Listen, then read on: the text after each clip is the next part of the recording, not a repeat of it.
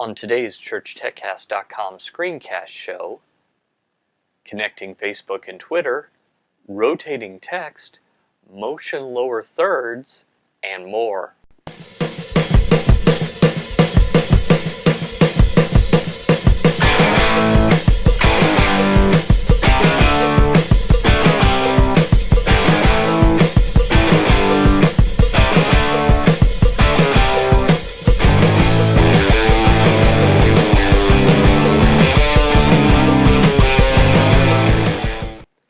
Hi everyone, and welcome again to another episode of the ChurchTechCast.com screencast show. My name is Paul Allen Clifford, and I'd love for you to join the conversation like the people that have asked these questions. So head on over to trinitydigitalmedia.com/contact. There you can find all the contact information, which I'm about to list right here, but it might go a little bit fast. And while you can rewind, that's the power of time-shifted media, it's just easier to remember trinitydigitalmedia.com/contact because it's all there. So the first thing is, if you're more of an email person, paul@trinitydigitalmedia.com. If you want to leave me a voicemail, 1-877-763-3246. That's 1-877-POD-ECHO, which someone actually gave me a call today on that line, and we'll hear from David here in just a few minutes. Also, you can reach me, Paul Allen Cliff, on Twitter, PAULALANCLIF, and you can ask me a question just like Edwin did, and that would be cool as well. Of course, you can always leave your questions right below here, whether you're on trinitydigitalmedia.com watching this or on YouTube. Either way, totally cool with me, and I'll discuss it, and then we'll maybe have you as a questioner on a future show. So, thanks a lot for that. The ChurchTechCast.com Q&A show is generously provided for by viewers like you. Thank you. Head on over to patreon.com/Paul Allen Cliff. That's patreon.com/PAULALANCLIF,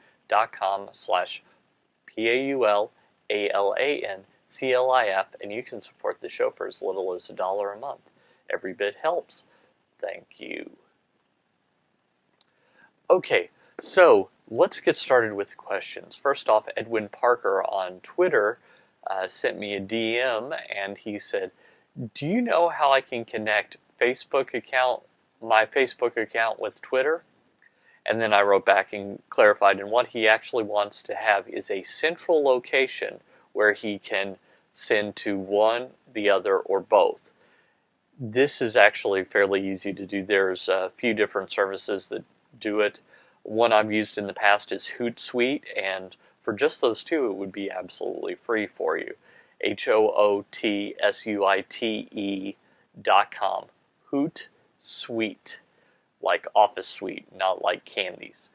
So Hootsuite.com would allow you to do that, no problem. You can even schedule stuff.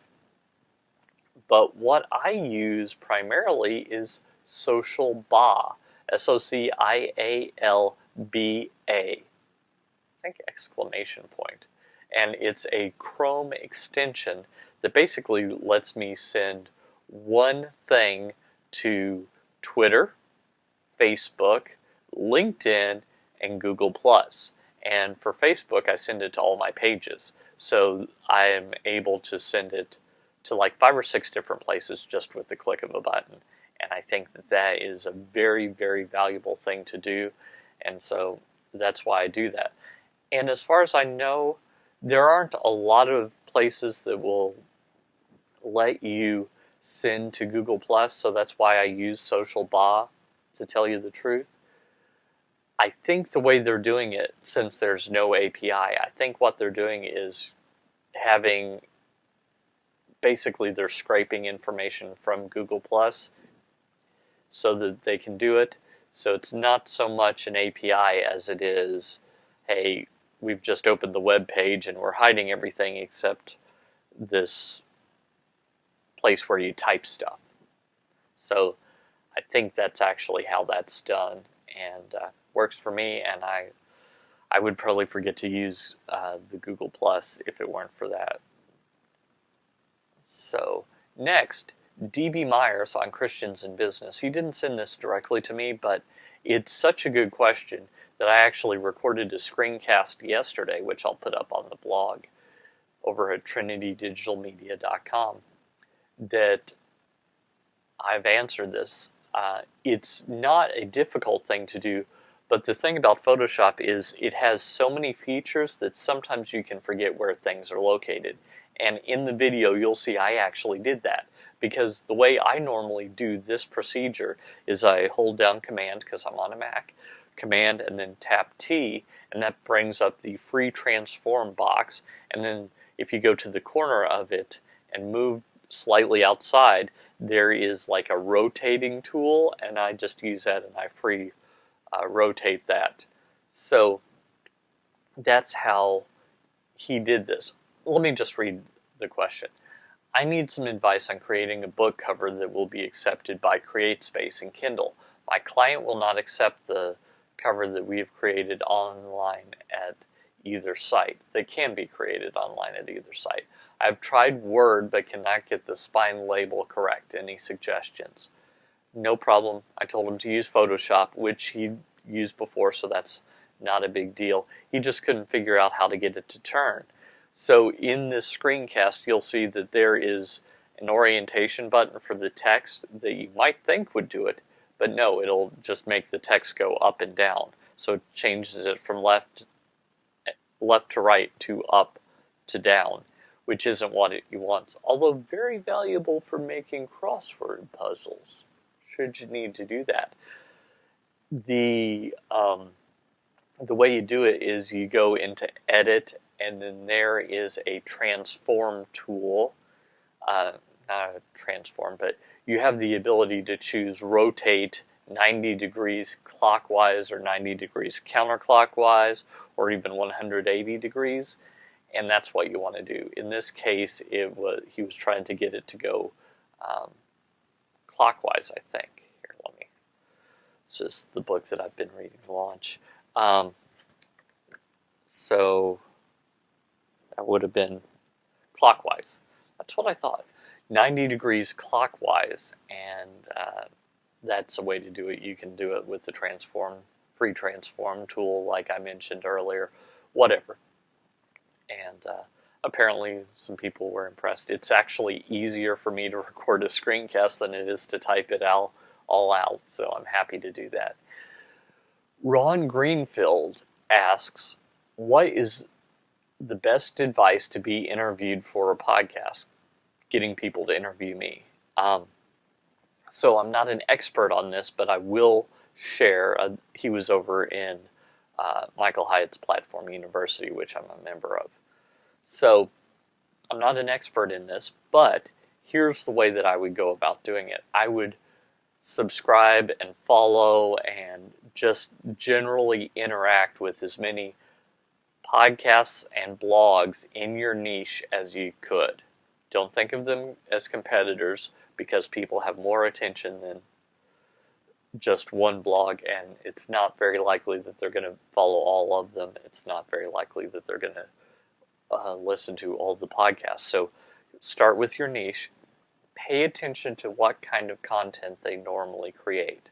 So do they normally create tutorials? Do they normally do interviews, etc.? Roundtable discussions, whatever. I want you to pay attention to that. If they do interviews, start contributing, sending in comments, doing questions, etc., just so you get on their radar. And you might mention in passing why you would be a good interview, but you don't say this. You don't say it, hey, you should interview me because blah, blah, blah. Not yet. First, you might say,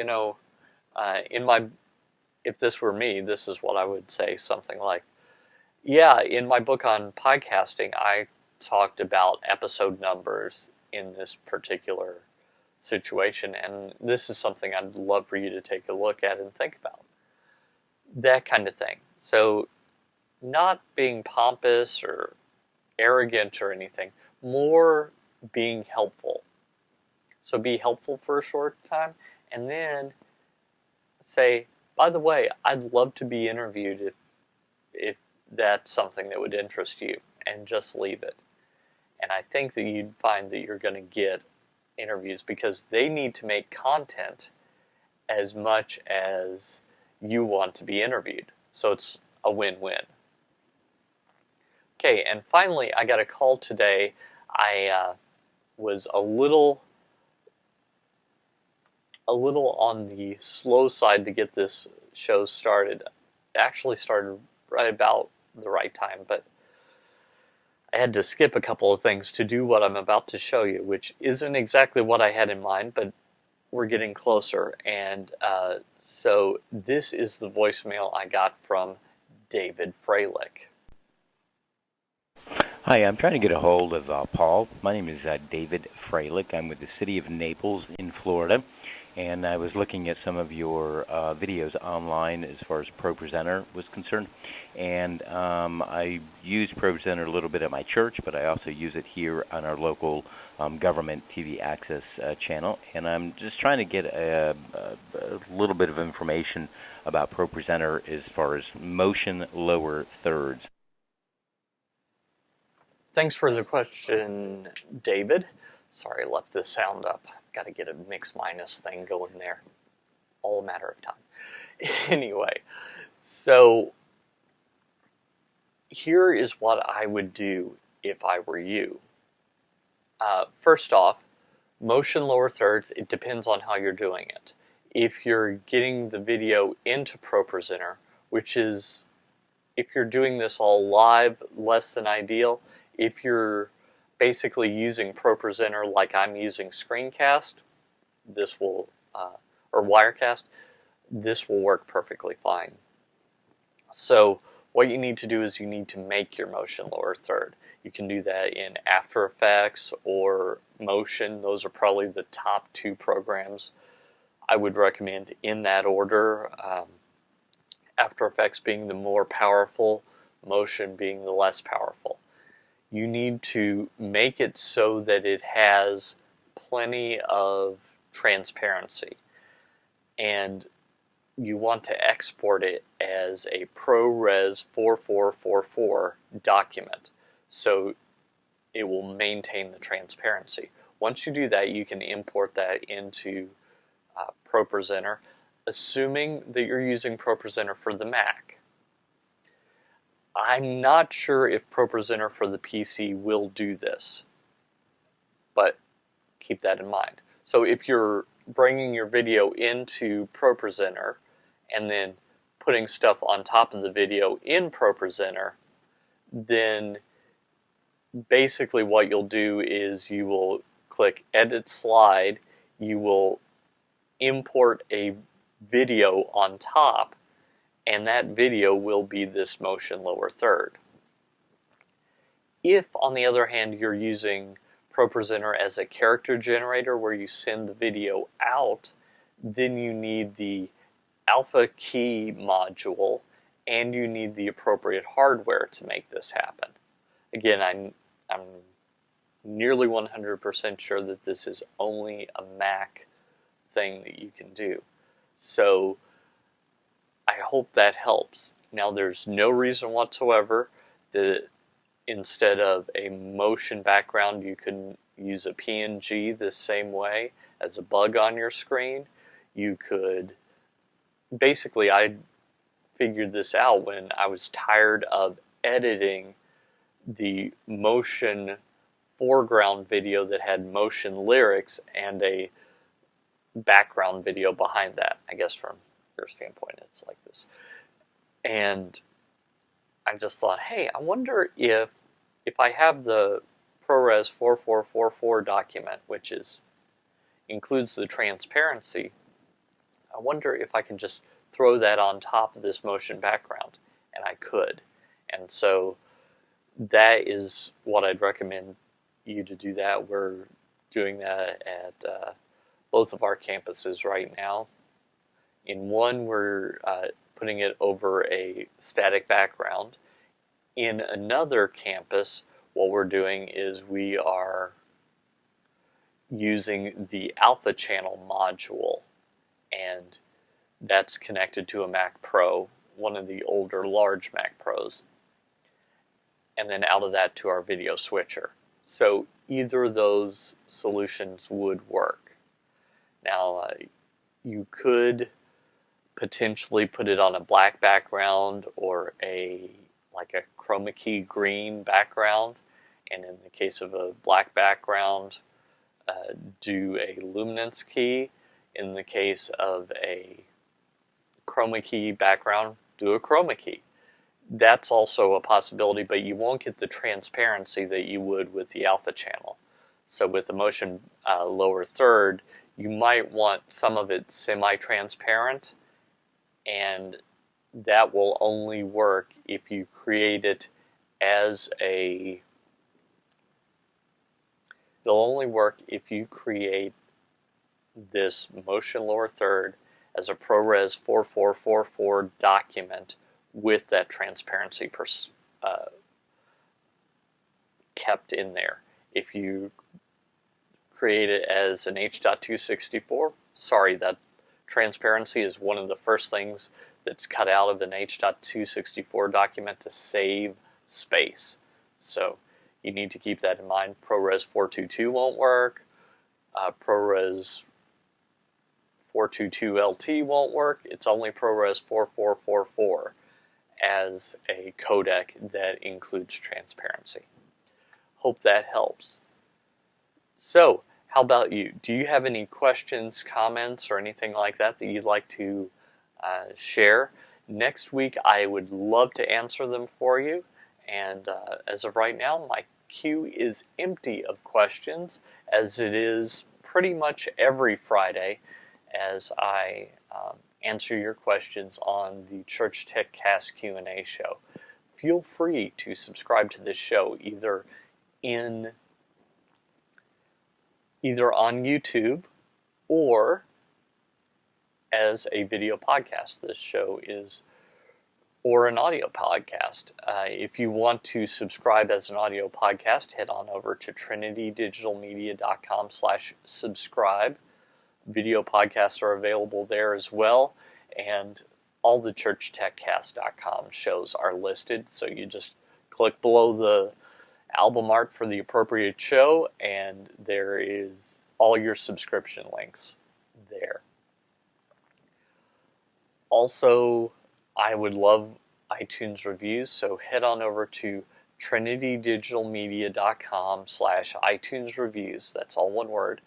And you'll find all the links to all the shows where you can just click there. It'll take you to the page in iTunes, and you can leave a message. Short review is fine. Couple of words, a sentence, anything like that. 4- and 5-star reviews help me the most. And that's pretty much it. So until next time, I hope that I've been able to answer your questions as you do this and all the church tech stuff to go out and change eternity. This is Paul Allen Clifford with TrinityDigitalMedia.com.